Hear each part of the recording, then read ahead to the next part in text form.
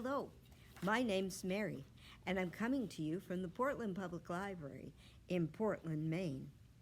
And today we are going to continue reading Rules by Cynthia Lord. The book was published in 2006 by Scholastic Press. If it fits in your mouth, it's food. Tuesday, I bring something to the clinic I've never brought before. Something that means I need to leave the top of my backpack unzipped. And instead of swinging it to my shoulder, I carry it gingerly in my arms. Jason's already there when I arrive, his wheelchair parked next to my usual spot on the couch. Hi, I sit beside him, arranging my backpack on my lap. Thanks for the carrots.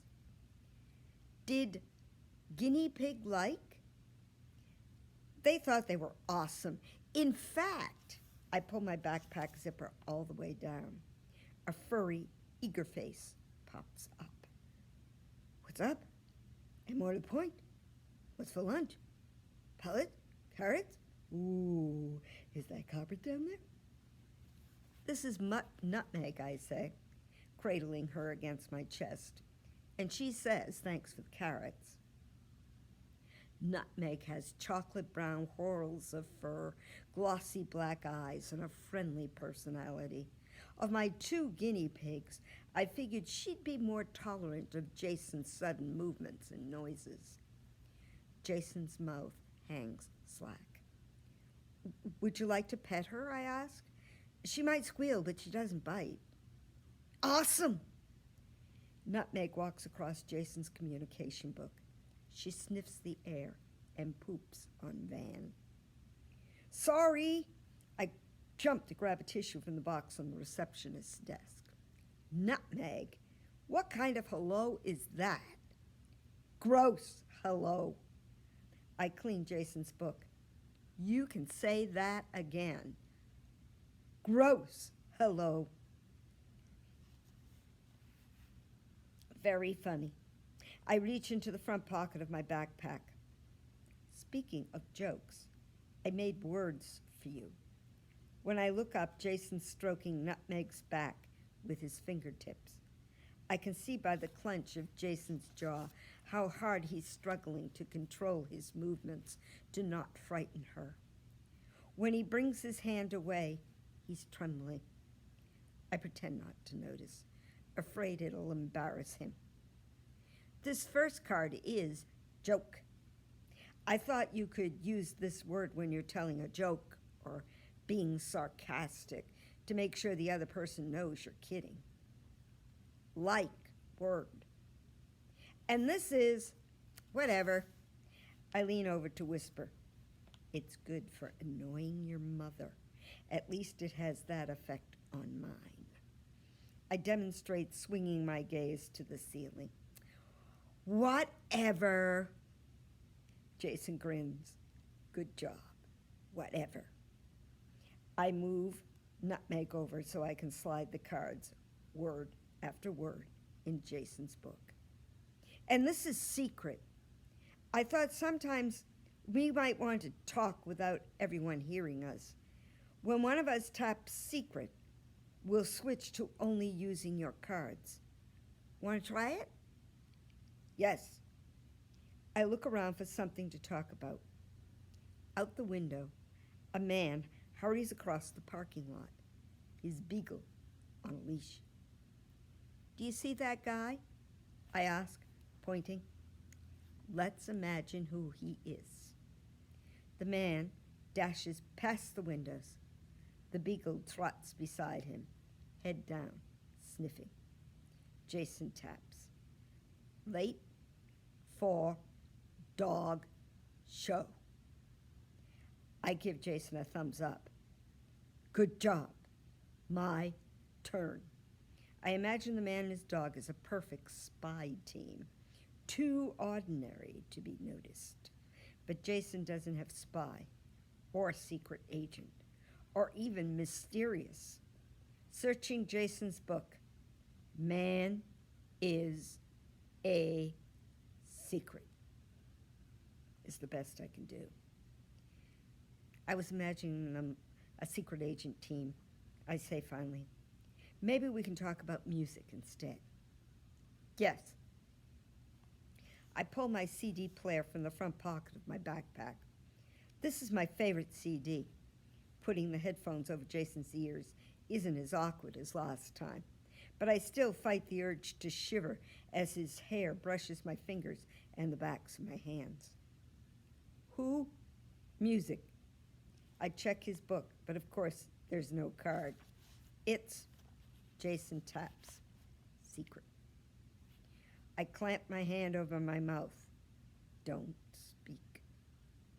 Catherine, make word who.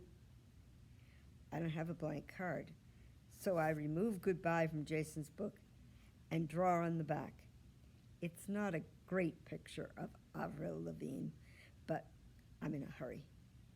I don't bother to slide it in Jason's book, just lay the card on top. It's a temporary word, and he'll need goodbye more. Jason studies the picture, headphones on, music playing. Avril Lavigne, stupid. What? I startle, Nutmeg into skittering across Jason's book. Jason grins. Joke. I dip my head in my best imitation of Mom's no-nonsense look. You think you're funny, don't you? I lift one side of the headphone so he'll hear me better. My next card is going to say, you big jerk. Secret. I spoke again. I bite my tongue to keep from using it and scan my word choices, lifting Nutmeg to see what she's sitting on. Jason taps. Like Avril Lavigne. Me, too, is all I can say. Hi, Jason. Jason scowls as I take the headphones off his ears. Speech, woman, yell, all the time, he taps. I can't talk, but I hear fine. Hi, Jason, his therapist repeats louder. How's his day been going, she asks his mother.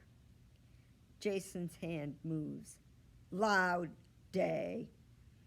What a sweet little animal, the speech therapist says. But what's it doing? I glance at Nutmeg, busy chewing the edge of goodbye. I lunge for her. I'm sorry, Jason. He smiles. Odd bye. Guinea pig. Watching his therapist push Jason's chair down the hallway, I hold Nutmeg against my chest, stroking her back with my fingers. Could we stop at the mall on the way home? I asked Mom.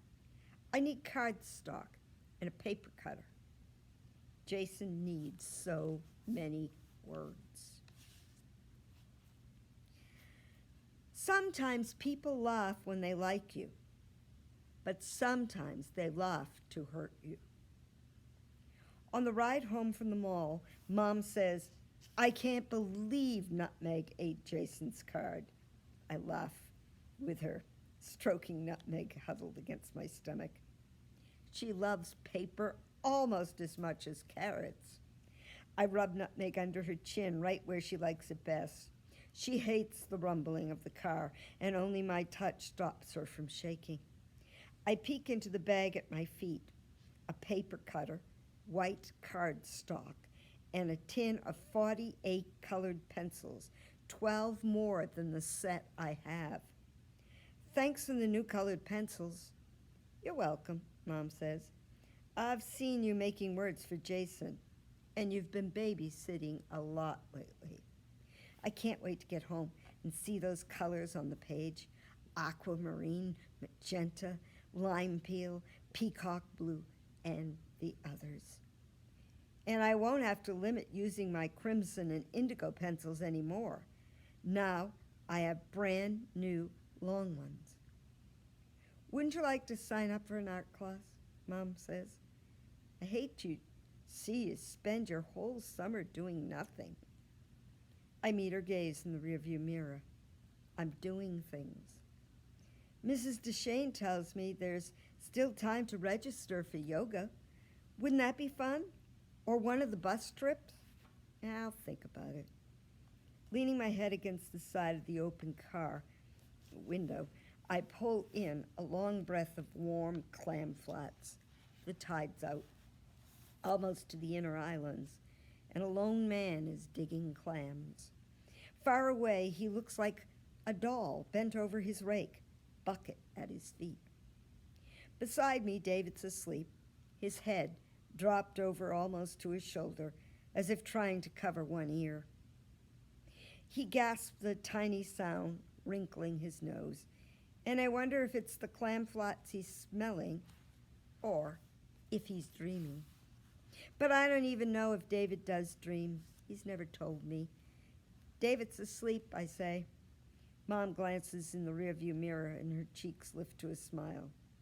Stephanie must have tired him out. Almost home, I see Ryan playing basketball with Christy in her driveway. She waves, but that doesn't untie the knot in my stomach. David wakes, stretching his legs long as he can, still wearing his seatbelt. Christy sets down the basketball and comes toward my yard, Ryan following. David, I say, go inside with, too late, seatbelt undone. He's already out of the car, running to meet Christy and Ryan. I'll take Nutmeg and your things, Mom says. Send David in if you go next door. But Mom, he doesn't have any friends. Not like you have. She looks at me over her glasses. Surely you can let David stay a few minutes. I'm torn between all losing choices. David will scream if I make him go inside now. Mom will think I'm selfish if I beg her to take him with her. Then there's Ryan. I cross my arms and pick the one maybe choice. Maybe Ryan doesn't want to look bad in front of Christy any more than I do. I'll be in my office, Mom says. Ryan leans against our fence and blows a bubble with his gum. Gum? David might not notice lots of things, but gum is something he never misses. Yeah, it's gum. Ryan pulls a piece from the pack in his hand and gives it to Christy. He throws another at me. My hand shoots up to catch the gum before I can even decide if I want it. Can I have a turn? Ryan asks Ryan. David asks Ryan. I've been waiting for you to come home. Christy unwraps her gum. I went to OT with David. I dropped the gum in my shorts pocket. Then I had to stop at the mall. Can I have a turn? David asks again. If someone is holding something you want, ask if you can have a turn. That's the rule. What's OT? Christy asks. I don't want to explain, but both Christy and Ryan are watching me. Occupational therapy. David works on writing, jumping, stuff like that. Ryan turns to David. You can't jump? If we were at the bus stop, I'd already be yelling. But Christy's forehead is creased in concern. Of course he can. Jump, Ryan says. David jumps up and down. Stop it, I tell him. Up and down, David jumps, staring at the pack of gum in Ryan's hand. Up and down. Stop! I grab David's arm, but he won't stop jumping. He lands hard in my foot as I'm reaching into my pocket, fumbling for my piece of gum. Ryan, give him some gum, Christy says. It's a miracle. Ryan holds a piece of gum out to David. You're cured. But when David opens the wrapper, there's nothing inside. He headbutts his face into my shirt. It's gone. You jerk, I scream at Ryan so loud. David bursts into tears. Get out of my yard and take your stupid gum with you. It's just a joke. Ryan pulls another piece of gum from his pack, but David has his arms wrapped so tight around me he can't take it. He can have mine, I snap. We should go, Chris, Ryan says. I have to get home. I'm sorry, Catherine, Christy says, her face white. I'll call you, okay? Okay. I pulled David up our porch steps and into the house, not stopping until the front door bangs close behind me. Mom! Through the window, I watch Ryan gesturing like he's explaining something, probably telling Christy all the bad things I've ever said to him and leaving out all the reasons why. Christy nods, and that tiny yes bleeds the fight out of me. Gum? David asks. I studied the hair on the top of his head. How can his outside look so normal and his inside be so broken? Like an apple, red perfect on the outside but mushy brown at the first bite. Can I have a turn? I pulled the gum out of my pocket and put it on the perfect top of David's head. He takes it off his hair. I watch him unwrap it and stuff the gum in his mouth, dropping the wrapper on the floor. Trash goes in the garbage can, I say. That's the rule. I'm sorry, Frog. I turn away, but David's hand holding the wrapper comes into my view. I'm sorry, Frog, he says, panic edging his voice. David gets scared when people don't answer him, and the first tiny pinpricks poke me, little guilty japs whispering he's doing the best he can. And I brace myself for the kaboom sure to follow the full guilt avalanche thundering down the mountainside, sweeping away houses, knocking me flat. I take the wrapper. Okay, Toad. Catherine, Mom says, he needs to speak his own words, but he won't if you keep encouraging him to echo. Unfairness punches me in the stomach. You let him ruin everything, I say. It's always about him. He needs more from me. Stop overreacting. I run to my room, slamming my bedroom door so hard Nutmeg and Cinnamon dart to the far corner of their cage. Grabbing my sketchbook, I flip to a blank page and write words, bearing down so hard the letters cut into the page. Unfair, cruel, hate, ruin, murky, tease, embarrassed. My hands tremble as I write. They shake so much, it doesn't look like my handwriting. I try to rob the words of their weight by concentrating on the letters. Nice, sharp T, round O, torn.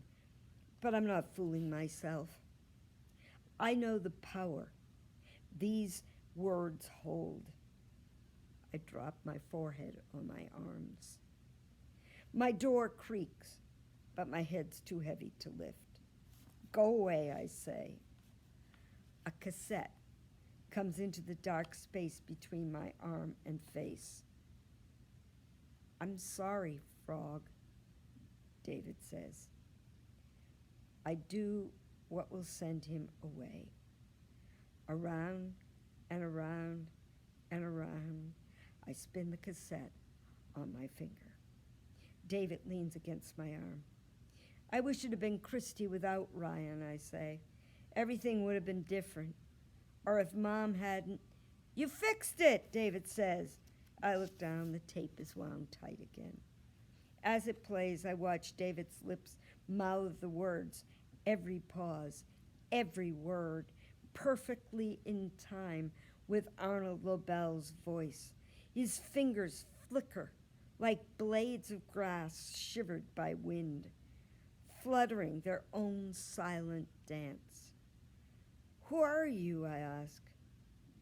I'm David, he says. Open closet doors carefully. Sometimes things fall out. As Mom reads, I sketch the scene. Harry sneaking down the hallway in a midnight search. I practice drawing perspective, angling the lines of the corridor narrower with each door to pass. I imagine David turning the doorknobs, needing to know what's on the other side, not even realizing the walls are squeezing in, tighter and tighter the farther he walks. I flip my page to save him. Beside me, My word cards sit upside down on the waiting room couch, a tiny white pile. At home, I felt ready to share these words, but what if Jason tells me I'm being selfish to feel bad for me when David, and he, has it worse? And how much for shipping? The receptionist asked, the phone to her ear. Is there any discount if we buy 2 boxes? I yanked the zipper open on my backpack to find a blank card. Maybe I have time to make new words before Jason gets here. That does seem a lot for 1 box of hearing aid batteries, the receptionist says. I lay a card on my sketchbook, but before I can choose a word, Carol rushes through the clinic doorway, her baby balanced on her hip. And there was such a line of traffic on the bridge, she says over Jason's head to Mrs. Morehouse behind her. Figures they'd have to raise it for a ship on the day I'm already late. Excuse, I write the word, quick as I can. That's always the way, isn't it? Mrs. Morehouse pushes Jason's chair across the carpet toward me. And Mom picks up her bookmark, leaving Harry still searching in the hallway. Jason smiles, his hair curling along his forehead and above his ears, no longer dangling past his eyebrows. Your haircut looks good. I slide my words pile under my leg. Too short. He nods toward the car in my lap. What word? I frown, sliding excuse into an empty pocket of his communication book. With no picture, the card looks rushed and cheap. My fingers itch to pull it out again. I'm sorry. The rest of the words I brought aren't good words. Want bad words. Not that kind of bad, I say, a grin sneaking out. I mean, I was upset when I wrote them. Maybe I could make double for next week. He shakes his head. Want those words. I glance to Mom, but she doesn't look up from her magazine. And how soon can I expect delivery? The receptionist asks into the phone. Maine. Jason stares at me, touching an empty pocket in his book, his finger tapping a soft drumbeat. I pull a card from under my leg, not even looking at what it is. I reach across and slide the word into a pocket of Jason's communication book. Murky. What? Drawing murky. What did I draw for murky? I ask. He nods. I wrote that word for a feeling, I say. But a feeling isn't always drawable. So I drew the pond where I go swimming. There's a raft, and if we dare each other to jump off and touch bottom, you have to go way down, and the water gets ice cold. But the worst part is when you touch. The bottom's all squishy with old pine needles and mud that sucks your feet down, right to your ankles. But then you're almost out of air, and you start thinking maybe this time the mud won't let go and you won't make it back up. But the rule is that you have to bring back a handful of that murky stuff from the bottom to prove you made it all the way. I expect disgust on Jason's face, but I see something else. Wishing. Is fun? I nod. Coming up makes it worth it. He sighs, and I realize he'll never feel the thrill of breaking the surface, fist raised, mud dripping down his wrist. How can someone live a whole life and never feel that? You said you write murky for feeling, Jason taps. What happened? I reach down to finger the word cards beside me. You know Christine, my new neighbor I told you about? On Tuesday, she came over, which would have been great, except Ryan came with her. He's the boy I can't stand. David wanted some of Ryan's gum, but Ryan teased him and everything was ruined. And the worst part, I whisper, so Mom can't overhear. David thinks Ryan's his friend. He doesn't understand Ryan's only making fun of him. I add the words fast. Cruel, tease, embarrassed. And I get stuck making it better when it all goes wrong. Hate, unfair.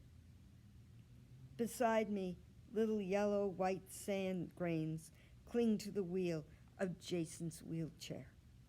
I wipe them away, a few at a time, and watch them disappear, too tiny to see fall. So I felt like that. I touched murky, stuck at the bottom of the pond, only this time the mud wasn't letting go. Sometimes, Jason hesitates, his fingers held in the air over his book. I wish die. Don't say that, Mrs. Morehouse startles. Well, what's wrong? I look from Jason's finger on secret to Mrs. Morehouse sitting forward in her chair. Oh, he just surprised me, that's all. I flip through his pages to find words. I would miss you, Jason smiles. But why wish die? He shrugs. No word. Frustrating most. I roll one last sand grain, perfect and sharp, between my fingers and thumb. I am. He turns the page in his book and points to incomplete. No, you're not, but I know what you mean. Sometimes I don't feel whole either. I find an empty pocket for torn. I feel like I'm ripping in half, one half wanting to run away and be a regular person with my friends, but my other half is scared to leave David because he can't make it on his own. Make word, please. I open my backpack and reach for a blank card. What do you need? Leg go very much fast. Run? He nods and I scribble the letters, leaning forward, rushing across the top of the card. Jason taps. Sometimes I sleep, I dream, I can run. Really? He nods. How does it feel to run? Strong. I struggle for the right words. And fast in a weird way, weightless. Like if you could go fast enough, you'd fly. It's an amazing, free feeling.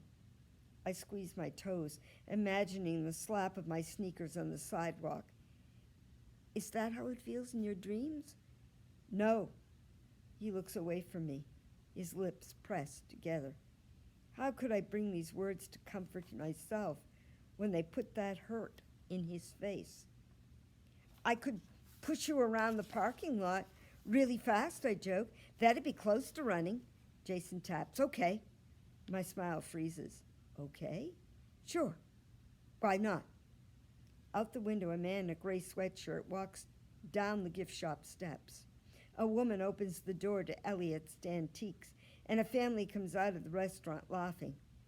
Between the rows of parked cars, a seagull struts, looking side to side. Because there are cars out there, and tourists, and seagulls. You can watch out for car, Jason smiles. Bird will move. I don't think, tell Mom I'll be right back. He stops his finger on please. I pull in a shaky breath. Mrs. Morehouse, Jason and I are going out in the parking lot for a few minutes. We're going for a run. I say the last part extra quiet. A what? She looks up from her magazine. A run. I step behind Jason's wheelchair and push. It rolls smoothly, easier than I expected across the carpet. Do you really think this is a good idea? Mrs. Morehouse asks as we pass her. I can't see what Jason taps, but she moves to open the door. Be careful, Catherine. She fixes me with a stern look. I grip the wheelchair handles as we go down the ramp. My muscles tight as a rope. My palms feel slick. But I don't dare relax even one finger, afraid he'll roll from me. At the bottom of the ramp, we both let go. A relieved sigh. I turn the wheelchair to face the parking lot. If this gets too wild, lift your hand and I'll know to stop, okay? Jason nods. Run. I jog, more a fast walk than a run. Jason's head and shoulders shake as I bump him over cracks in the tar. There's so much to watch out for, holes and cracks and sand near the side of the building. I stop beside the dumpster. Sorry, this is such a bouncy ride. Are you sure you want to do this? Run, fast. I start again, pushing Jason's chair ahead of me. I run past the fire hydrant and around the parking signs, keeping a lookout for cars pulling into or out of the parking lot. Every few feet, I shoot a lightning-quick glance at Jason's hands. He doesn't pick them up, just holds tightly to his communication book. So I make the first turn, running faster. Clouds of seagulls take to the air in front of us, quarreling and shrieking. Running hard now, my feet pound the tar. The flap of seagull wings, as loud as my breath in my ears. People are looking, but I try not to see them as real, just statues to run past. At the final turn, I see Mrs. Morehouse standing in the entrance to the parking lot, her palm out like a traffic cop, keeping cars from pulling in. I dash past the mailbox, the exit here sign, past Mrs. Morehouse, leaning into it faster, harder. My feet slap the pavement until it comes, that weightless near to flying fastness. Do you feel it? I yell to the back of Jason's head, but if he answers, it's only in his head. I run all the way to the clinic ramp. How is that? Awesome. I bend over to steady my breath. When I straighten up, I see not only is everyone in the waiting room standing at the clinic windows, watching us, but a family on the sidewalk is staring, shopping bags in hand. And in several of the restaurant windows surrounding the parking lot, people have stopped eating to watch. Most of them have their mouths dropped open. Jason waves. A man in one of the restaurants gives a thumbs up, and everyone in the waiting room cheers, Carol holding her baby high so he can see. One more time? I ask Jason. He grins. Excellent. And we're off, past the windows, the dumpster, around the parking sign, seagulls billowing into the air at every turn. Strong, flying fast, and free, we run. And that's where we'll end our reading today. We are reading Rules by Cynthia Lord, which was published in 2006 by Scholastic Press. And I'm Mary, coming to you from the Portland Public Library in Portland, Maine. And until next time, bye-bye.